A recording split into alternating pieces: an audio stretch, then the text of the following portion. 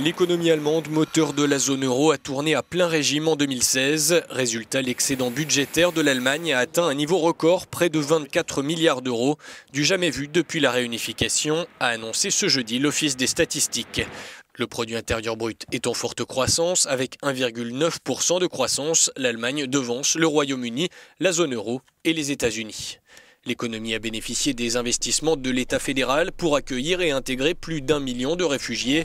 Celui-ci a tout de même dégagé un surplus, comme la sécurité sociale, les États régionaux et les communes.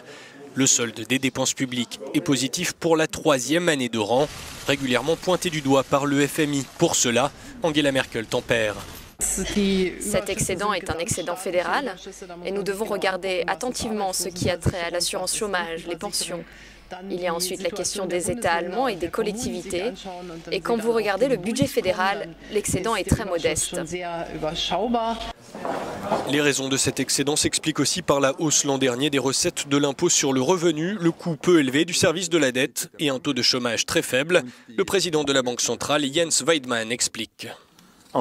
Si l'économie allemande est en grande forme, elle le doit surtout à une utilisation de capacités de production plus élevée que dans le reste de la zone euro. L'emploi a encore battu des records l'an passé grâce à une demande intérieure solide. Le gouvernement espère que la consommation continuera d'être un moteur de la croissance. Mais une étude publiée ce jeudi montre une baisse du moral des ménages à son plus bas niveau en 4 mois. Elle aurait trait à la politique du nouveau président américain, selon cet analyste.